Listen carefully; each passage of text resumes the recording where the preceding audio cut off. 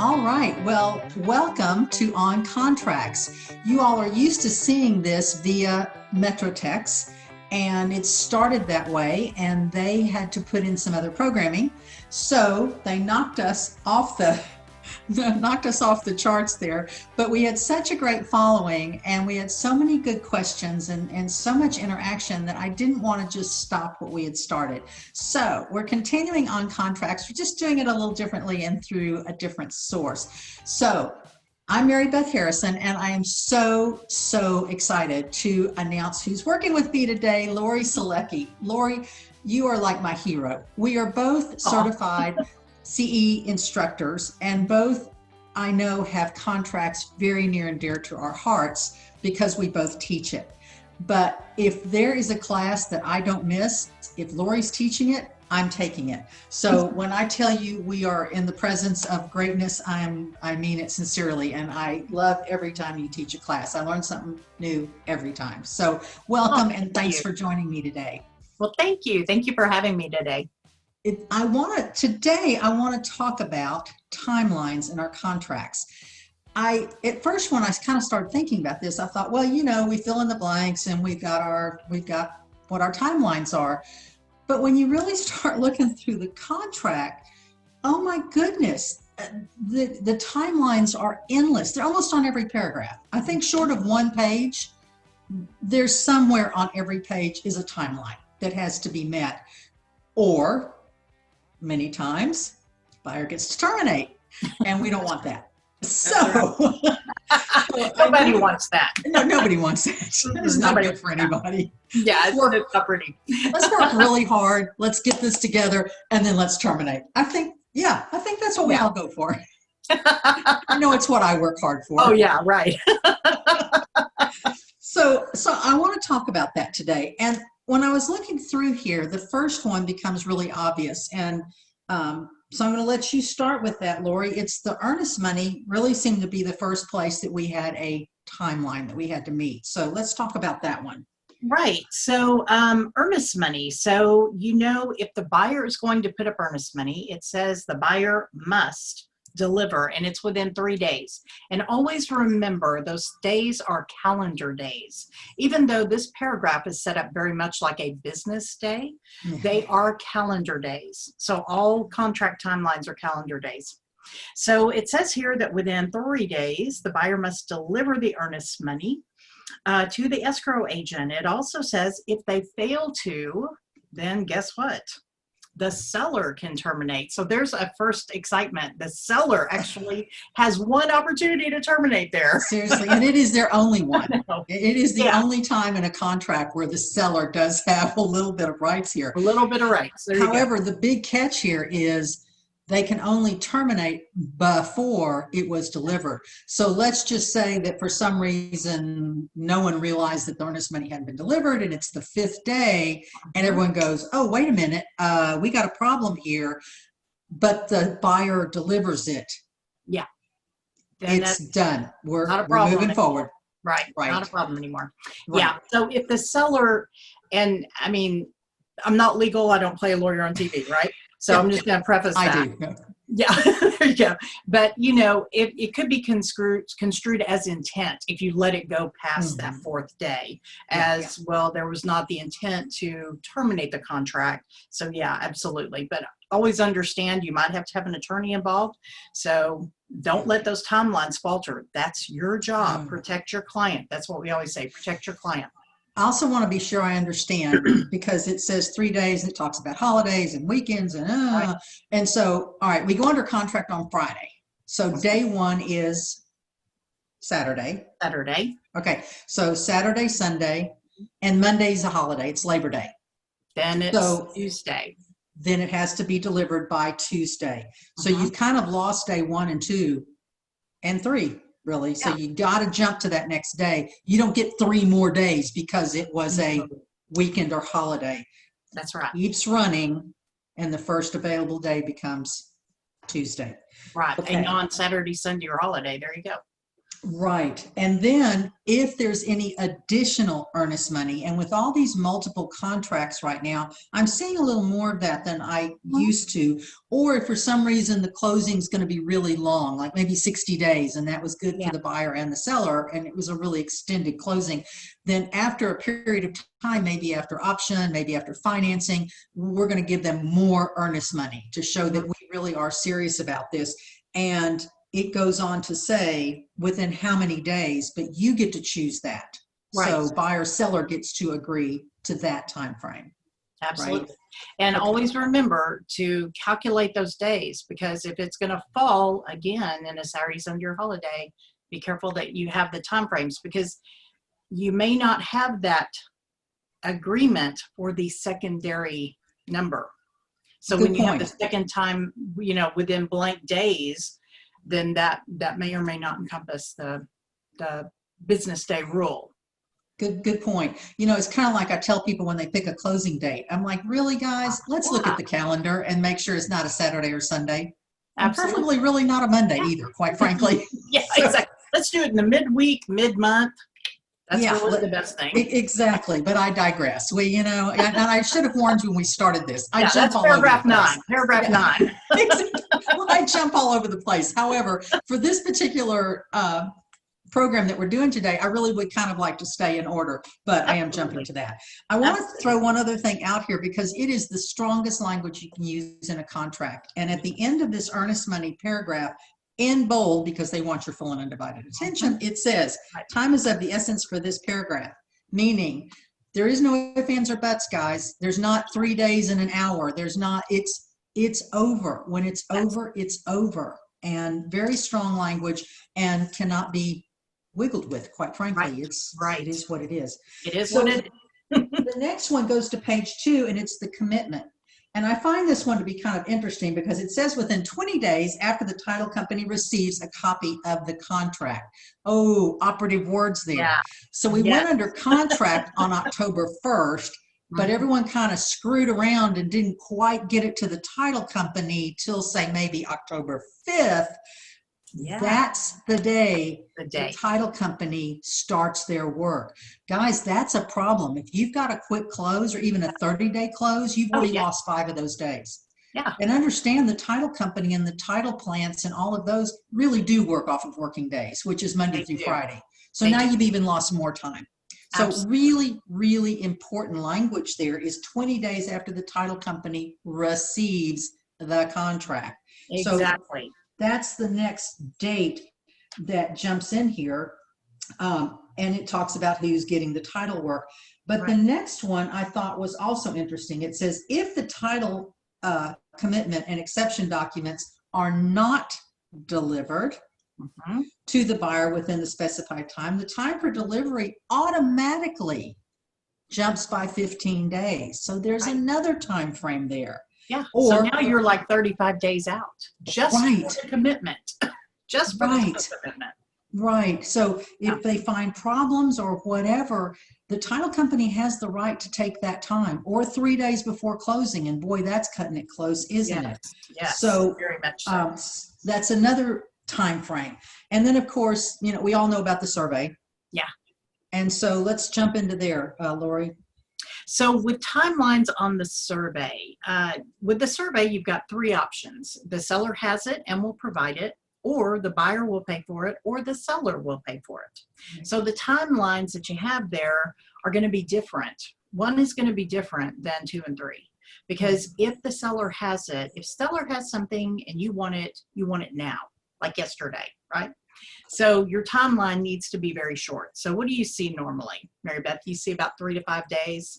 5, even 7. Sometimes if I know that it's a brand new listing on the market and the agent hasn't gotten it yet, there may be a little more time needed there. It depends, but 7 days would be a max. I mean, for me, that's pretty much the longest I would give them. And don't forget, it's not only the survey, but it's the T47 affidavit. Which is notarized, which is a notarized document. Which needs to be done prior to closing, y'all. I had somebody say, well, I got the survey and I'm going to get the T47 notarized at closing. No, it's too late. You have not done what's according to the contract. Right. So you have to have that notarized at the time. And by the way, I do want to mention this, even though it's not a timeline. If you put it into the MLS for us, thank you. Thank you. However, the contract says the seller shall deliver to the buyer. So does the seller have access to our MLS documents? No, but the So agent delivery does. is on the agent. Yeah. So please make sure that you're not, but if you have it and you're helping the buyer, the seller get that to the buyer, please deliver it. Yeah. Send an email, ask for a response, consider this our delivery, right? Yeah, good point. And then two, you know, it has to be acceptable to either the title company or the lender. If it's not, the lender and the title company are going to decide that. So if not, then yes, somebody's going to have to buy a new survey, either buyer or seller. That can be negotiable. But one thing I do want to mention is buyer's agents, I'm kind of talking to y'all. If there's no survey, like if they have a note, there's no survey. And listing agents, if you don't have a survey, put it in the private remarks. We don't have a survey. If there's no survey and you don't see one in documents, please don't check box 1. Don't you agree? Because that forces the seller to do something that they have no way to perform. And now you're going to make the seller buy a new survey. If you want to do that, totally okay. Check box 2 or 3. Box 3 says the seller will buy a survey, right? And then box 2 says the buyer will buy it. Now, when we talk timelines, what do you see in paragraph 2 and 3? You know, honestly, it cannot be less than 21 days because the survey is not complete. Even if the survey was done the first week, they cannot complete their survey without the title work. Well, how many days did we just give the title company? We gave them 20 days. So reasonably, 21 days is reasonable, right? For a minimum. Yeah, exactly. At a minimum, exactly, to get the survey, a new survey drawn up. So yeah, I'm pretty much a 21 day girl there. I just think that's reasonable, you know? I totally agree with you. So jumping down, everyone misses this next one. And it is a fill in the blank, which is kind of interesting that everyone misses it. But I get so many contracts and it's not there. And that is the buyer must object to the earlier of the closing date or blank number of days after the buyer receives both the survey and the title commitment. So if you get the title commitment quickly, but you don't get the survey until whenever, you got to get both of them. And then your objection dates click in. So what do you see there, Lori? What do you see as reasonable? So normally on the days we see, just like we do with the surveys, if the seller has it, again, if you have it, you want to get it done quickly. If you're going to object, you want to do so quickly. So normally we see anywhere from 3 to 7. Yep, I agree with that. What I find interesting as you read down in this, it says if objections are not cured within the cure period, and they have, again, they have the 15 days to fix whatever. So you come up and say, I'm concerned about the survey, I'm concerned about the title commitment. There's something in there that we're concerned about, buyer, meaning buyer, we're concerned about it. Then again, that 15-day rule comes in. So you've got that timeline. If an objection has been raised and it is cured, that objection dates click in again. So you get the first objection, but you get it again if anything has changed on the survey or the title commitment. Right. So it clicks in again. You get to object again. For the second objection, it will recalibrate. Absolutely. Right. And then starts over again. Yeah. The buyer, once the buyer gets word from the seller, yes, I can take care of it, or no, I can't. If he says, no, I can't take care of it, then the buyer has another 5 days to decide. So you're looking at a 20-day span for this particular paragraph. So the buyer can then decide, I'm going to terminate or I'm going to waive my objection. Right. But again, no news is good news. So if we don't hear from you, we're going to think everything's good. You know, that's interesting. Throughout the whole contract, that same thought process is continued. By saying nothing, you've said everything. I think that's a country western song. By saying nothing, you've said everything. Exactly. You've said, I accept. So by saying, by not raising your hand going, I got a problem here, you've agreed to let this go. No matter how bad it is, you've agreed to let it go. So Yes. really, really important that the buyer's agent is aware of that and those time frames that go with that. Really, really important. So jumping to page 4, the next one, the dastardly seller's disclosure. Yes. Yes. The seller's disclosure, you either receive it or you don't. And again, guys, I go back to what you said, Lori. For goodness sakes, guys, put it in MLS. I mean, put it in Netris. Come on, get it in there. It's easy. It's an easy download. It's even a child can do it. That's right. Probably a child should do it. So how many days do you allow for that? So normally, again, I use the same rule. If you have it, we want it quick. And so I'm saying 3 to 7, you know, probably 3 to 7. Because the reality is that if we don't receive it, and see, here's another really good reason to put it in the MLS documents. If you don't have it, and so now we're going to ask you for it, once they receive the seller disclosure, guess what? The buyer has 7 days to decide, I don't like what I see, I'm terminating. So there's a 7-day grace right there. Right, and they don't have to give you an explanation. No. They don't like the pet cemetery in the backyard. Doesn't matter. Right. Does not matter. That's They right. just There is follow no, it. reason. You can just terminate. So you basically have given them another out if you don't put it up in the MLS. And you've extended the option period, basically. You've just extended an option period. Seriously, it's just, that's just crazy. And if they never deliver it, if they don't deliver it within that time frame, let's put it that way. If they miss that 5 or 7 days, however long you've given them to deliver it, and it's the 8th or 9th or 10th day, then what happens? Oh, they can terminate all the way up to closing. To the day of closing. That's right. Wouldn't that be exciting? I know. Call an hour before you're supposed to show up to closing. Hey, ma'am, we never got the seller disclosure. We're out. Sorry. By the way, that's right. We're a little upset. Exactly.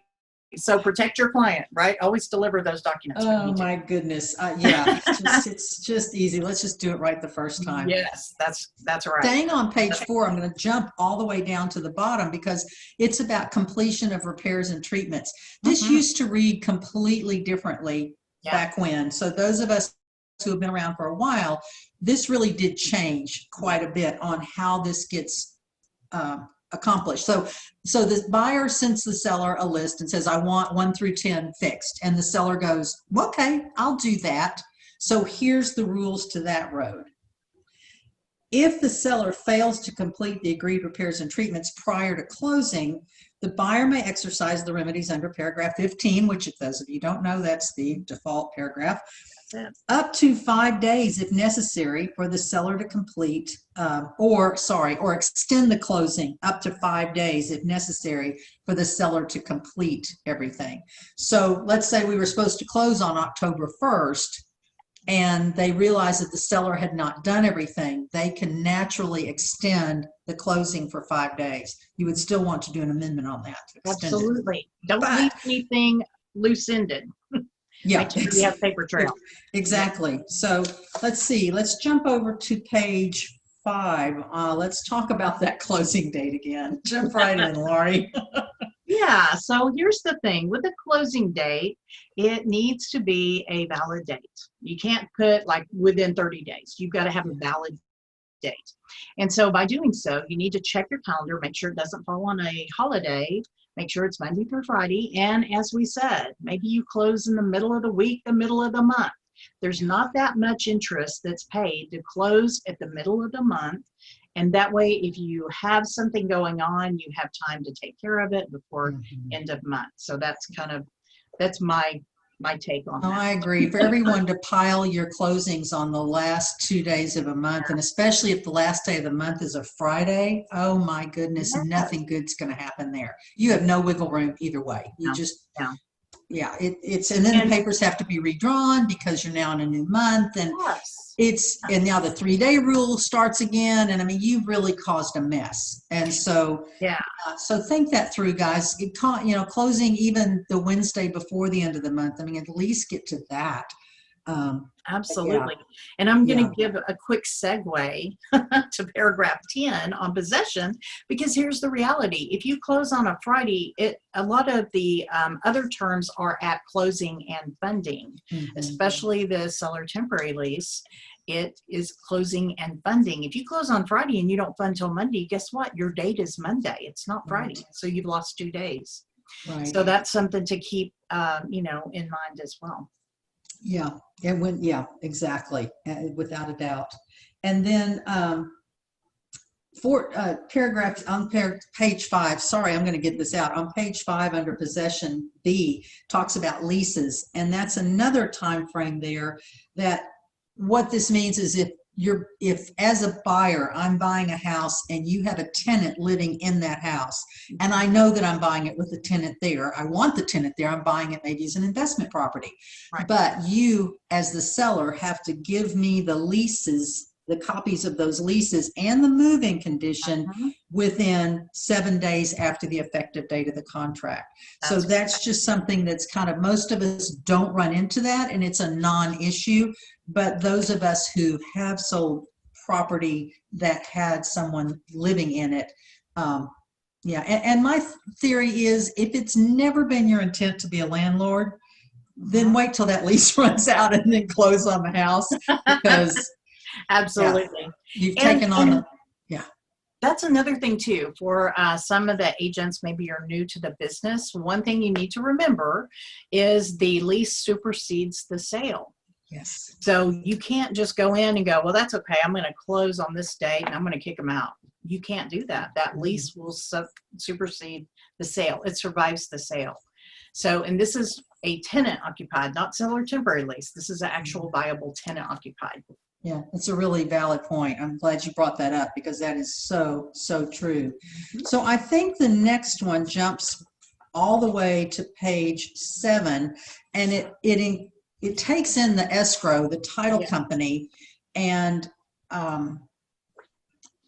when you go to terminate a contract, and this really applies when there's no more outs in the contract. We've passed financing, we've passed everything in the contract that says, or the buyer may terminate. We've passed all of that, right? And the buyer and seller agree, or one of them agrees, one of the party agrees, we don't want to buy, we don't want to sell, or we don't want to buy.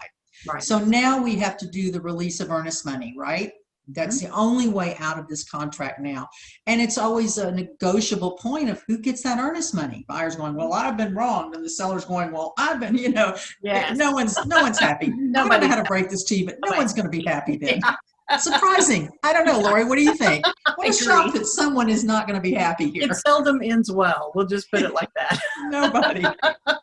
So when you get to D, the letter D, as part of this, it says any party who wrongfully fails or refuses to sign a release acceptable to the title company or the escrow agent within 7 days of receipt of the request will be liable to the other party.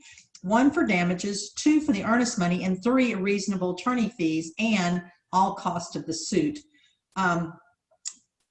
The notices will be effective when sent in compliance with paragraph 21, which, if you don't know, it's your notices page. Right. Notices of objection to the demand will be deemed effective upon receipt by the escrow agent. So really what they're saying here, as I understand it, it's kind of a ping pong ball now, right? Right. So I, as a buyer's agent, send the listing agent that we want to terminate. The buyer wants to terminate. And furthermore, the buyer feels like they should get the earnest money.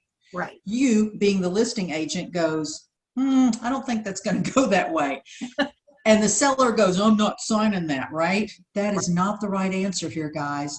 What you need to do is scratch out the fact that the buyer's getting the earnest money, initial it, put that the seller's getting the earnest money, sign it, and send it back. Now the fight's on, and that's okay. But if someone just puts their little hands on their hips and gets mad because they even got the termination, that's not the answer, guys. You've got to respond, and you must sign it within 7 days of receiving it. So it's your responsibility, in my opinion, as the listing agent or the buyer's agent, to have cooler heads prevail, right, and sign it. even if you disagree with it. That's your time. It's negotiable. Everything is negotiable. Same thing as the contract. Just because I offered you one amount of money doesn't mean you're going to accept it. You scratch it out, you initial it, and you change it, right? Same principle here, guys, but you have got to respond. That's the operative word. Yes. Yeah. And cooler heads prevail is the operative words as well. Yeah. So, you know, we have to counsel our clients and let them know, because a lot of times people will go, well, the paragraph in this contract says, you know, and I should get it back. But, and we agree with you. However, everything is negotiable. And so do you want to be stuck with this, or you want to move on? Yeah. That's going to be the question. And I think as agents, we don't ever want to say, you will absolutely, you know, if A happens, you will absolutely get your earnings. You don't ever want to do that. Practicing law. If you do a if then, that could be practicing law. So please don't go, oh yeah, you'll get your earnest money back. We just have to go, well, let's look at what the contract says. But we, you know, everything can go to a court of law. We just never know, right? Yeah. And honestly, I often think that way. I think, you know, if I were sitting on a court of law, if I was one of those 12 people, what would I be thinking right now? First of all, I would be thinking, I can't believe you're taking up court time. That's number one. But number two, yeah. Why is this coming to court? Yeah, but yeah, so that's another timeline.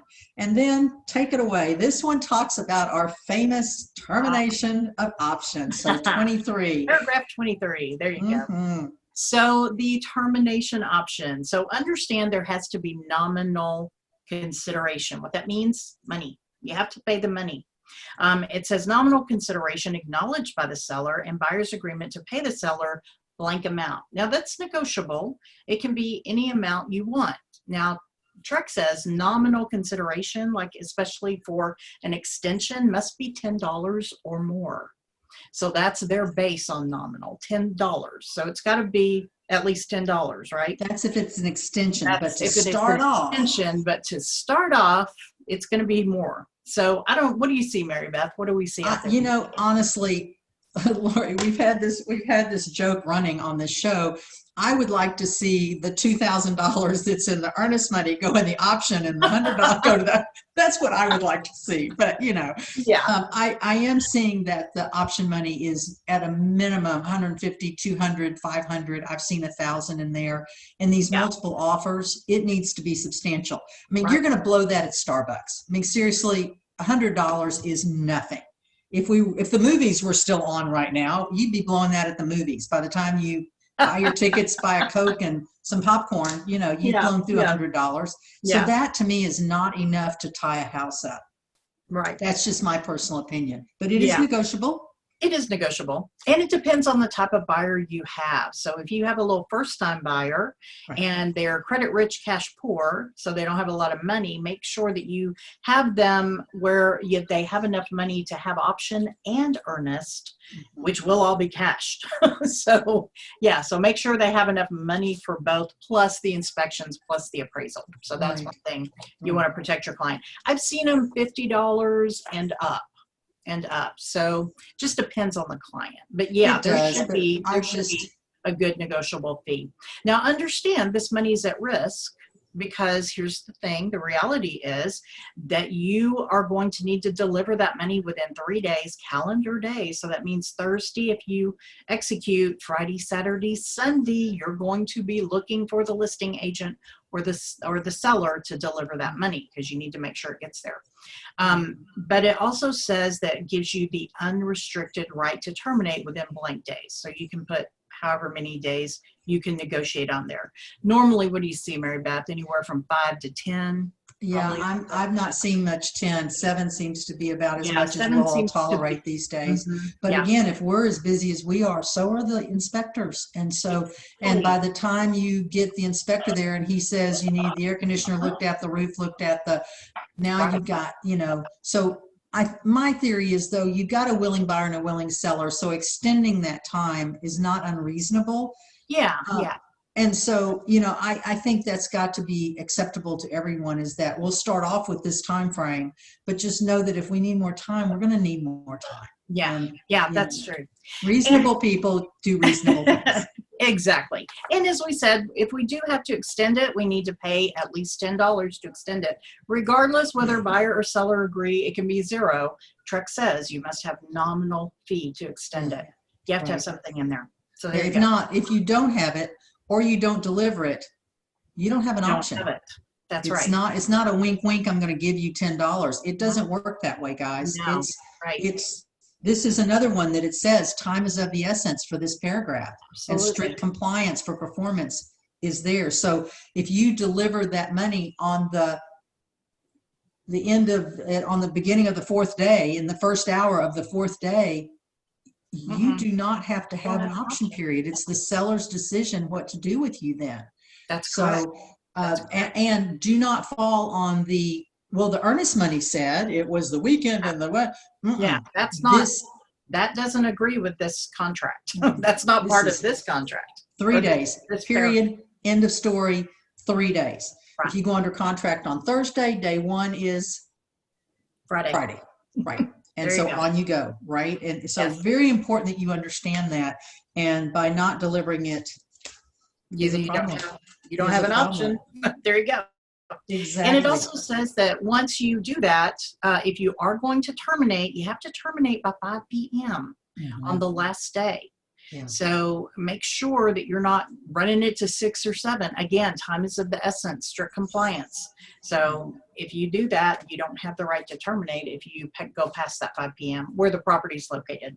Yeah, that's a really good point. So as you can see, just in our contracts alone, just in the body of the contracts, and we've not even talked about some of the addendums, and we are going to discuss just a few of those that are ones that we typically use on almost every offer. But guys, you can already see that what we were 16 timelines in there. Oh yeah. And yet I think most of you, if I had asked this on a test, most of you kind of would have counted up the numbers that we fill in the blanks and think, oh, that's it. That's all we've got here. But within the body of the contract, there are so many little, I call them hidden, but they're not very hidden. They're written in black and white.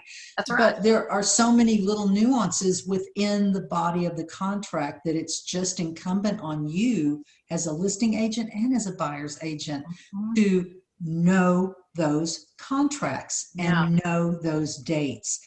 And I've created a date checklist that once we go under contract, all those dates get written in there. But the one that's really an important one is what date it gets to the title company, because that starts to skew a lot of things if that commitment is not started pretty doggone quickly. And guys, with email and everything else, I'm like, come on, really, how hard is it to get that to the title company? Even if the earnest money is being delivered later by the buyer or the buyer's agent, the minute it's an effective contract, there is no reason you can't get that over to the title company and get that at least started. And two, this is just another aside. If you've got a really quick close, cash close, 10 days, you really have got to get on the phone with your title company and call in to let them know this is coming so they can start that title commitment work going. Any good title company should be able to do that really quickly. But again, I go back to the fact that if we're busy, they're busy. Right. The title plants are busy. The appraisers are really busy. And so all of these things have started backing things up. And one of the lenders that was on with us last week, our last show, really suggested that we are 30 days after the option period ends to try and close. Oh yeah. And that puts us 35, 40 days is not unreasonable because you don't want to order the appraisal. You don't want the buyer to start spending money until we know they're going to get the house. And so everything should kind of start to click in after that termination date as far as performance of the buyer. Yes, I agree with you totally. Yeah. And I think too, we should have a sense of urgency. about us. Once we get an offer and we turn it into a contract by putting the effective date, that's another timeline, putting the effective date on there, then we should have a sense of urgency about conveying that, getting that copy to the other agent, getting it to the title company, getting it to the lender. So it should be like super fast. We just need to jump on it because our time clock will start ticking immediately. Yeah. Yeah. And of course, our new contracts, which have not been voted on yet, they're not going to be the final vote on those. November 10th. Right. November. We're all waiting. November 10th. That's right. Come on. Yeah. So our new contracts will probably go into effect probably January 1st because the vote is so late. But one of the better changes in there is that the earnest money and the option money will be delivered together to the title company with very strict instructions of how that earnest money gets given out should the property terminate. It's very specific of how that's written, but that's really going to be a wonderful new thing for us once that gets passed. And I've not heard a lot of argument about that paragraph being denied. Yeah, and I've heard a lot of good. And I've asked title companies, what do you think about that? And they're like, oh my gosh, that would make our job so much easier. Right. So and even now, I know my company created a document that we could, as of right now, during COVID, is deliver the earnest money and the option money to the title company via Zocam or a wire, and then how that gets distributed. And then there's a second paragraph I know on our addenda that says that it could also be, the option money could also be sent electronically, whether it be Zelle or Venmo, so that there's different ways to get that there, because I know our office is still closed. I don't know about yours, but I know ours is still closed. And so there's no real place to deliver those option fees anymore. And if the house is vacant, well, delivering it to a vacant house is a little stupid. I mean, it's just, I hate to be frank about that, but really you're taking the option money to a vacant house. There's a reason it's vacant. It's because no one lives there. Yes. Oh my goodness. Anyways. On delivery. Exactly. Yeah, there you go. It needs to go to somebody. So that'll be real helpful. So there's ways, to help get around some of that right now, but ultimately, hopefully that'll get changed and we'll see that. That's a really welcome change that we hope will be coming in November. Yeah. So I want to jump to third-party finance because that's one that's on probably 90% of our transactions is a third-party finance, meaning they're getting their money from somewhere. If it's a cash transaction, of course, there is no third-party finance. I use that. It just doesn't, it just goes away. On that one, on the approval, let's talk about that. Okay. So as you know, with financing, you have two pieces to the financing puzzle, right? So you have the buyer credit worthiness, which is this paragraph 2A. And so basically it's saying that within blank days, the buyer should have lined up. And it says if we can't obtain financing, then the buyer will give written notice to the seller within blank days of the effective date. And this contract will terminate, and of course, earnest money will be refunded to the buyer. So if their credit worthiness is hampering them or does not allow them to get a loan, then this is an out for them. This is an out. And so normally, we do see a longer period of time. I mean, we'll see anywhere from minimum 15 days, to 21. And so I think that's typical. Is that kind of what you're seeing as well? I agree with you. Yeah, I absolutely agree with you. And do remember, for the lenders, it probably is a working week. And so Monday through Friday for them. Yes, they may work Saturday, Sunday. Don't get me wrong. Some of our lenders do. And thank you for doing that, because I've called many a lender over the weekend. But as far as like the underwriter, the underwriter and all of those people, the processor, all of those people, it is more of a Monday. So when you put in 15 days in there, that's not a very long period of time. It's only really 2 weeks. I mean, if you think about it, you only have because you got 7 and 7. Right. You got the the weekend taking up the rest of it. So 21 days even is not much when you think about it. But the big but. Hopefully your buyer has already done all of that preliminary work. And really we just need a house to go with the contract. That's right. Hopefully That's that foundation has already been laid and we're just looking for an address. right. That's the Right. goal. We're not scurrying around We're trying not- to get we're our not 2 months starting of from tax square returns one. into. That's right. Let's don't start after the ball is dropped. Let's Yeah. That's get ahead right. of that game. Let's stay So with that.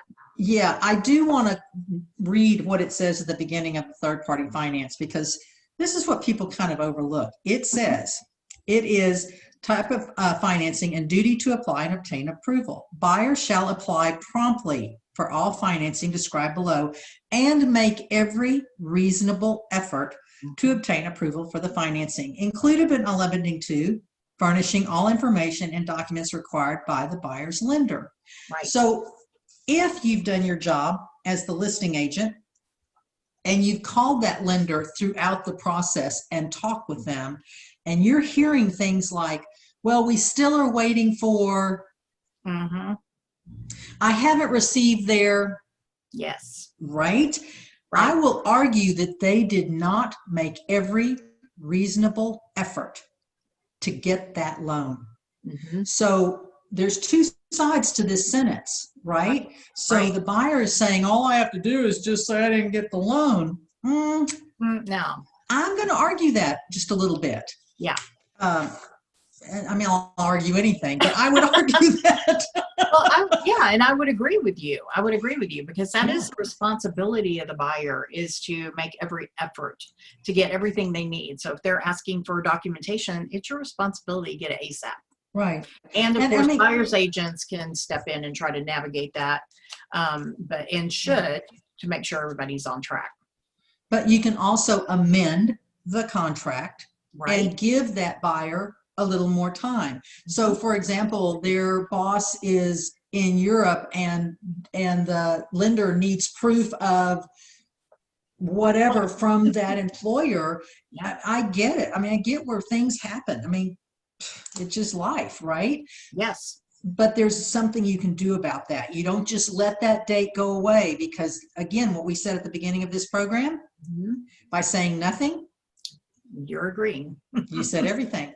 Yeah. Exactly. So that time frame just went away when you didn't respond to, I didn't get my financing yet because of ABC.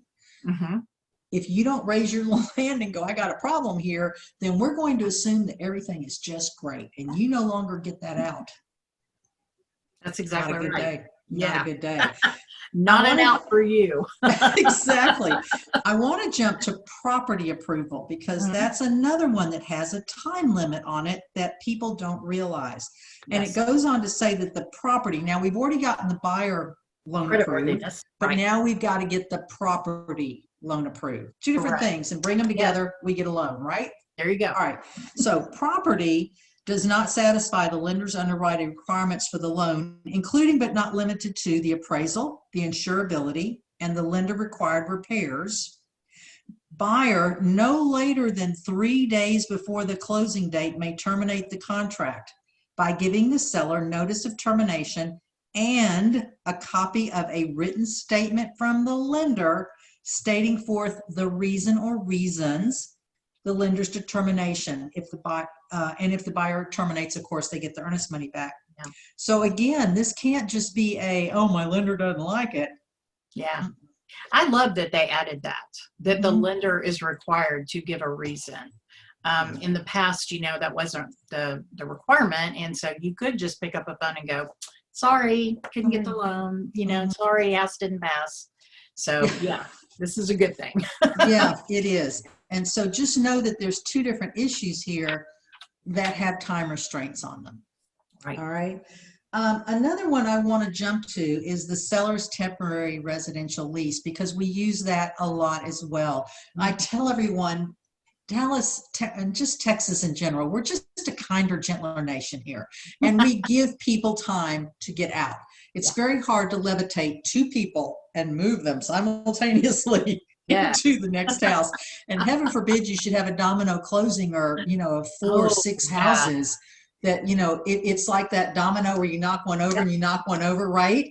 And so, we've done those. Yeah. And again, everyone cannot pick up on the same day of 6 houses and move. It's not humanly possible. Right. So one, you have to think through, if you've got a domino closing of 4+ houses, you probably need to give, we hope that someone's a renter or a vacant house in there, but not always. But you've got to give them 2 days. Now they get 4 days. Now they get 6 days. Now they get 8 days. Everyone needs a couple of days, right? Right. So you really have to think through this as the buyer's agent of how to navigate this so that everyone has a reasonable expectation, but also a happy expectation, you know, Yes. that we all, you know, we're not disappointed. We didn't, what do you mean we don't get the house today? Right. Well, let me tell you why. So let's talk about that. Let's talk about the time frame there. So Lori, when I say that I want to terminate, first of all, it starts on the closing and funding of the house. Keyword funding. Keyword funding. Yeah, and you mentioned that at the very beginning, that if you wait till Friday and we don't fund and wiring, a lot of the wires stop at 2 o'clock, 3 o'clock. Yeah, that's right. And so if you wait and close it at 3 or 4, it's you're gonna not run going to to the next day, most likely. And if it's a weekend, it will run to Monday. Right, right. Yeah. So, and if you put date specific on here, so let's say we were closing on a Friday, and you put that you were going to get possession of this on Sunday. Ooh, yeah, that's a bad day, meaning now no one has the lease, right? Nobody. Yeah. And so go ahead. What do you think about this? Because this is what we've started doing. And tell me what you think about this. Is rather, we used to put a date, like October, whatever, right? And so because of this, maybe not funding on the same day, we've started putting and terminates within blank days. Rather than the date, because that way it starts on the funding. It's floating. And it's flowing. And so you don't have to amend it. You don't have to go, oh, but that's going to be a hiccup. So we've started putting within blank days. Yeah. A time. 7 p.m. CST. Yeah. Because that gives everybody time to get off, and people aren't going, what do you mean you're not going to be out till 11:59 p.m.? Right? I don't want to be moving in at midnight. Well, that's what it says, though. If you don't have a time, you have a so day. when you have 2 days in there, for example, it's 2 days at 11:59 p.m. on that second day. You get the entire day. The new buyer doesn't get it until the next day at 12:01, basically. And so, yeah.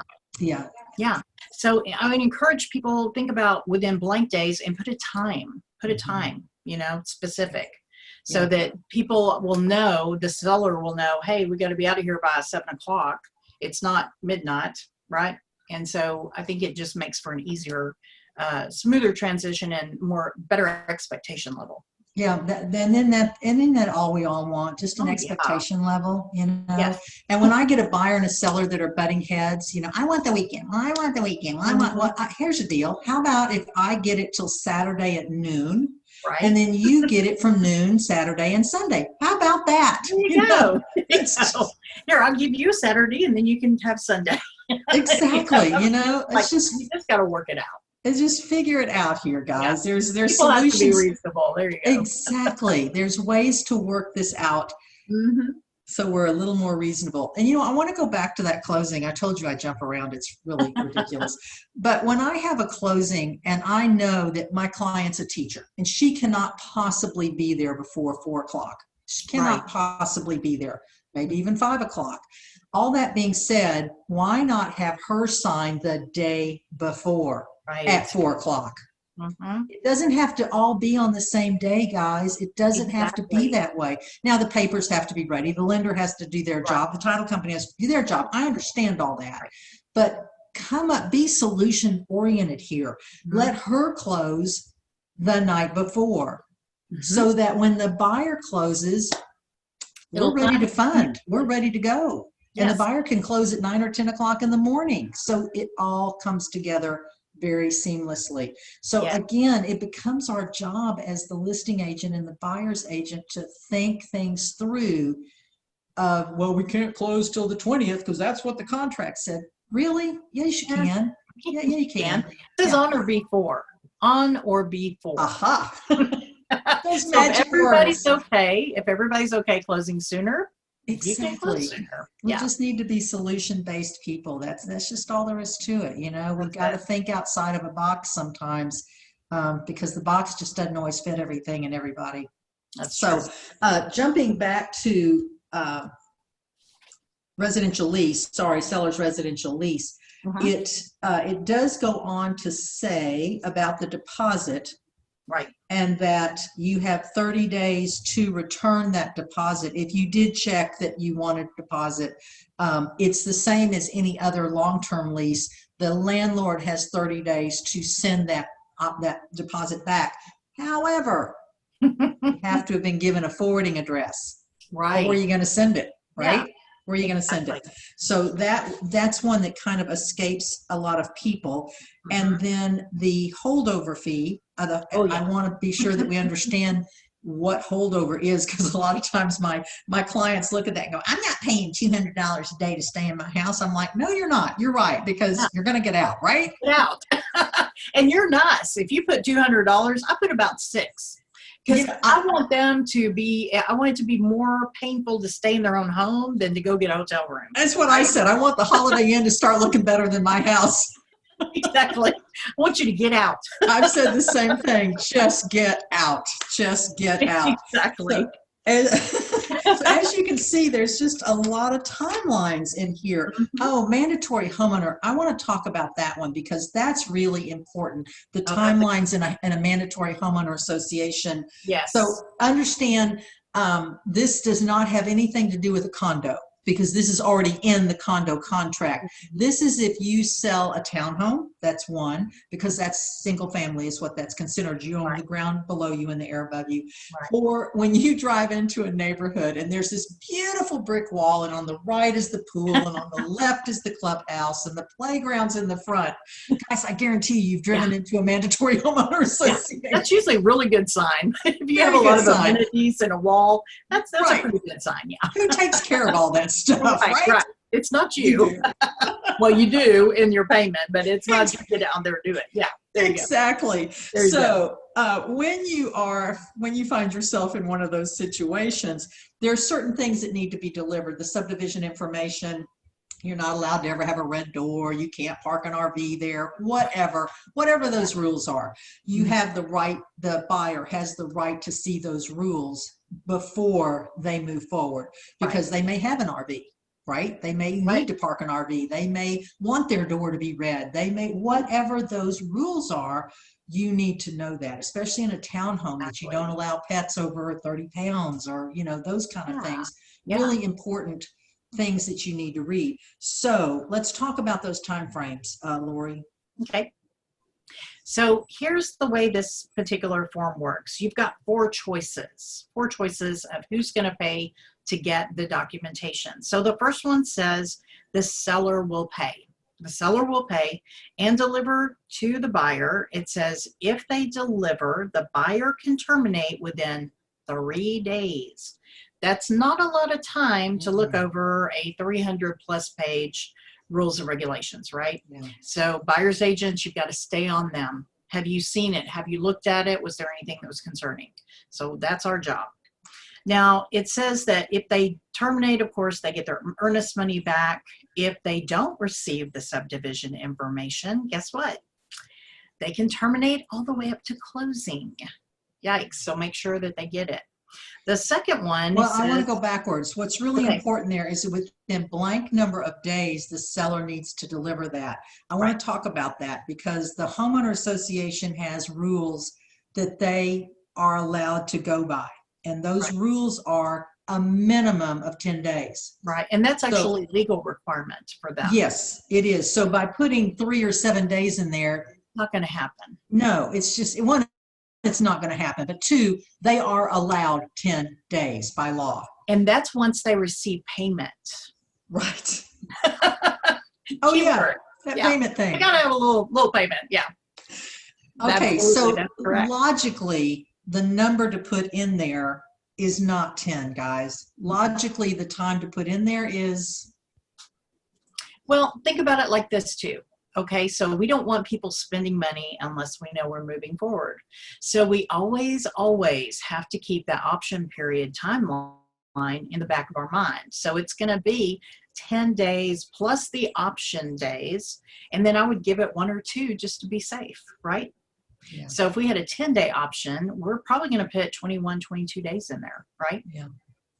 I don't think that's unreasonable. Like certainly 15 days at a minimum. At a minimum, 15 days is, should never be much less than that. True. Just at a minimum. True. Absolutely. And the same thing holds true if the buyer were to buy it. Same principle. Yeah. For almost any of these blanks. I mean, it's the same principle. Same principle. The thing with the buyer that's kind of unique is if the buyer buys it, the buyer's required to give the seller a copy.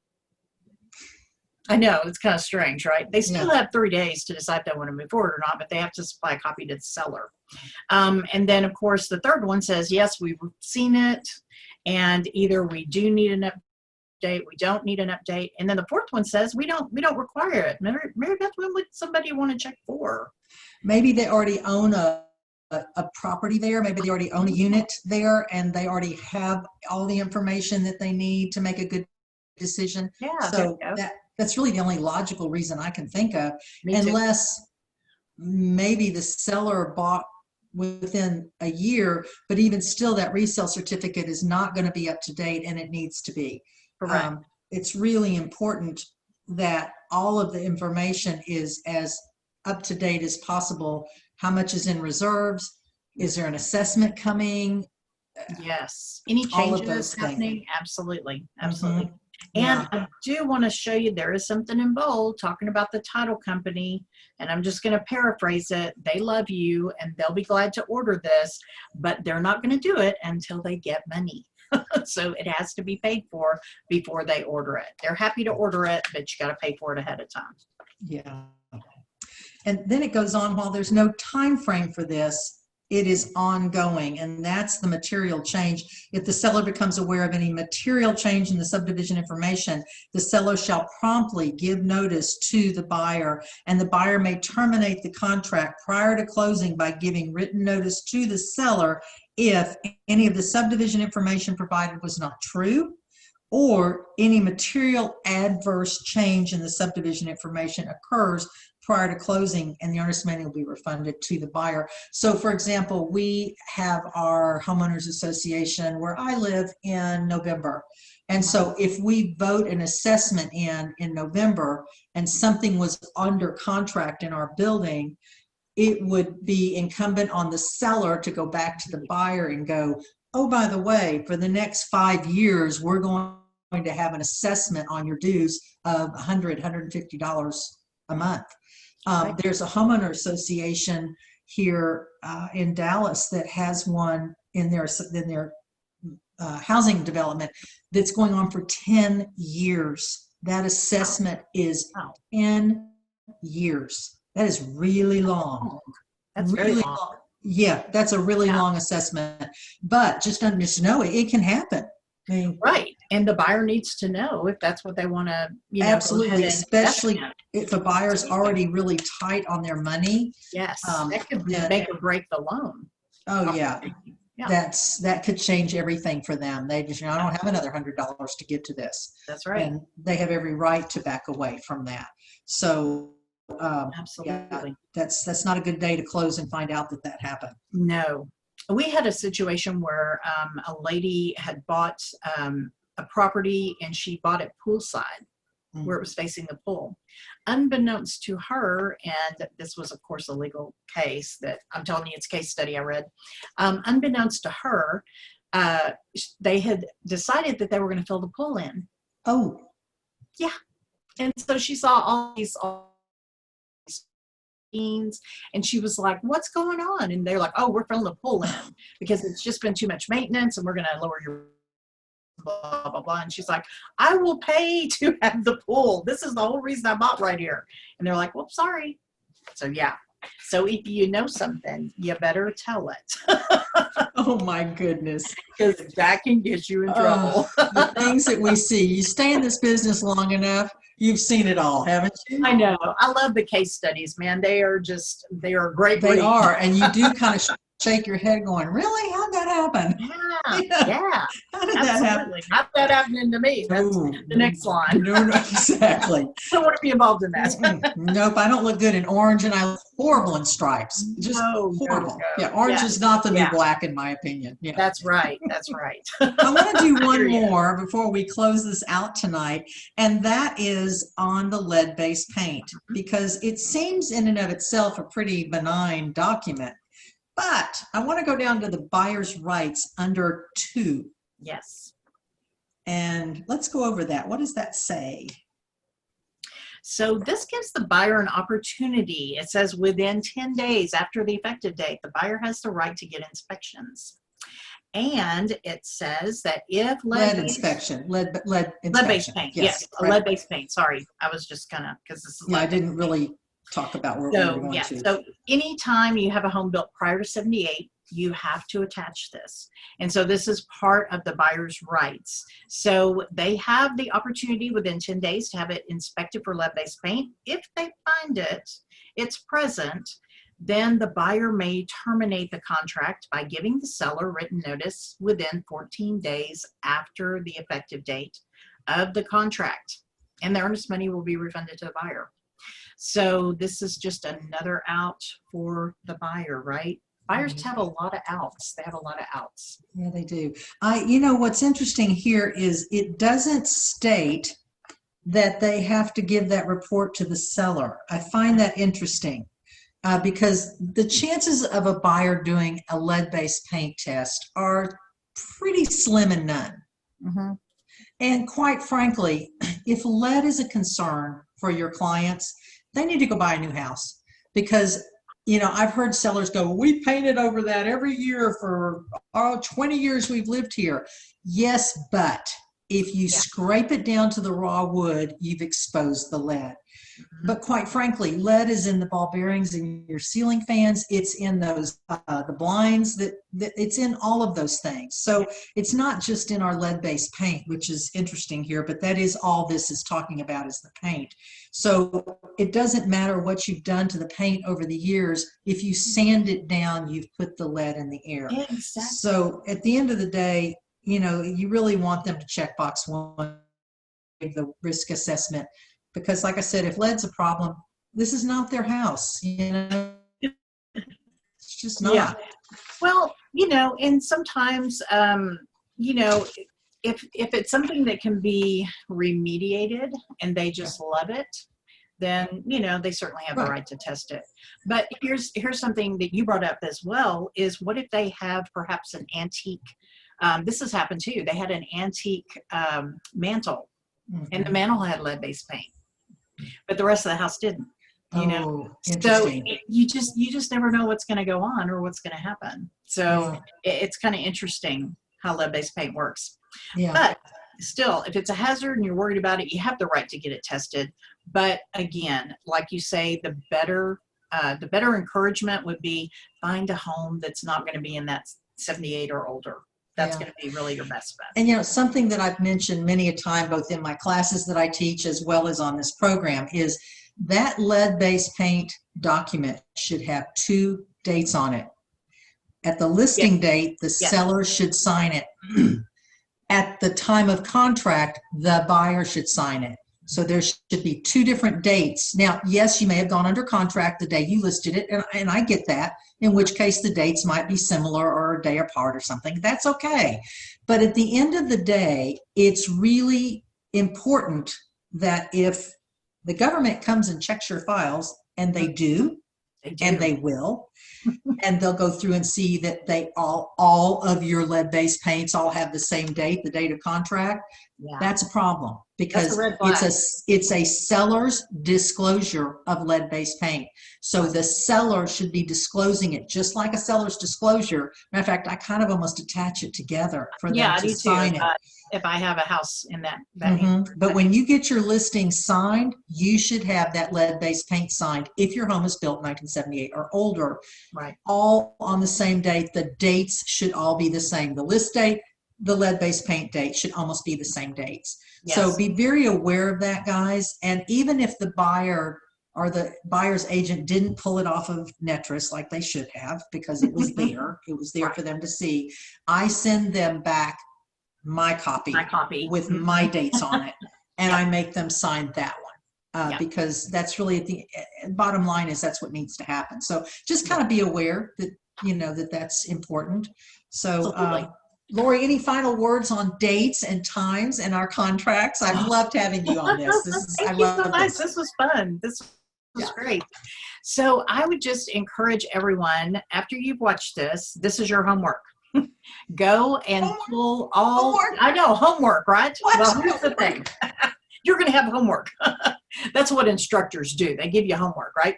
So I want you to pull off the 1 to 4 family, the third-party financing, all the addenda, and I mean all the addenda, and then I want you to highlight every time it says, and buyer may terminate. I want you to highlight it in a different color every time it says within blank days, because you need to familiarize yourself with this contract. You need to know it left and right, backward and forward, because you need to protect your client. And if you don't know what's going on in the contract, you're not going to be able to do that. Another thing is, like you said, Mary Beth, I know you guys do this too. I encourage you, create a timeline. Create a timeline. So when it says within 3 days, you have to get the earnest money. I still do the old publisher calendar, right? And so I'll mark it the effective date, and then I'll move over 3 days. Got to have the, you know, the earnest money gone. Got to have this delivered. Did we get the title commitment within this time frame? Have we gotten your third-party financing? So all of the terms of the contract that has a timeline attached, we're going to have it on a calendar, and we're going to check with each other. Hey, what's going on? Where are we? And so that way that keeps everybody on track. Yeah, absolutely. Yeah, it's not left up to the faint of heart. It really isn't. And the old check, you know, not a bad thing. I think electronic things are wonderful, but I have a calendar. Seriously, I just have a calendar page, and in green is our close date, and in red is the option date, and in you know, it's very specific that I can look at that every day and go, is anything supposed to be happening today, and not leave it up to chance, or put it in your electronic calendar that this is the day this is supposed to happen. Because and as a representative of a buyer, as a buyer's agent, there are times when your buyer lost his job, whatever. We've passed financing, and they whatever those things are that happen. Life happens on our way to closing. It just does. It does. And to be able to get your buyer out legitimately, sadly for the seller, I get that. Right. But if you can legitimately get them out, whether it's on homeowners association, whether it's on seller's disclosure that didn't get to, I mean, any of those things, if you know your contracts and you know your deadlines, you can be absolutely invaluable to that buyer if they really need to get out. And I've gotten many a phone call of, you know, we've passed this, and this. What can I do? You know, what do I have left to get this buyer out? And sometimes I can help them, and sometimes, you know, we've just passed it, and we've got to go to that release of earnest money and hope that the seller's cooler head will prevail. But sometimes it does, and sometimes it doesn't. That's right. That's true. You know? But I tell you what, your client will come back to you 1,000,000 times over when you're the hero and you can pull them out of that situation. Or as the listing agent, save your seller from a situation going, I know that's not true. You know, your time frame has passed. You don't get to do that. You don't get to pass go and collect $200. It doesn't work that way. So absolutely. And that's the big thing. You know, we're fiduciaries, which means we are advocates for our clients. And my mantra is always protect your client, protect your client. Know what's going on, watch what's going on, have a sense of urgency, and make sure that you're standing by them and you're making sure everything's moving like it needs to. Right. And communication between agents is invaluable. Yes. You know, there's a phone, and I know text is wonderful and email is wonderful. I see this all the time. But sometimes pick up the phone and make a phone call. You know, communication's a wonderful thing. I need to hear the life in your voice. You know, I need to feel what you're saying, right? Exactly. Not just capital letters on a text. Oh my gosh. Well, thanks for watching today, guys. If you have any questions, this didn't go through, kind of came a different direction today to you. So if you have questions, you can contact Lori or I, or you can put comments down and we'll be watching for them and we'll answer you back. We are thrilled to have you watch and to hope we learned something new today. I learn something every time I talk to you. So this is just, it's a joy for me. You too. Just a So joy. it's a learning for me too. So thanks so much for watching and we'll see you all in a couple of weeks. Bye. Thank you for having me. Bye-bye. Bye.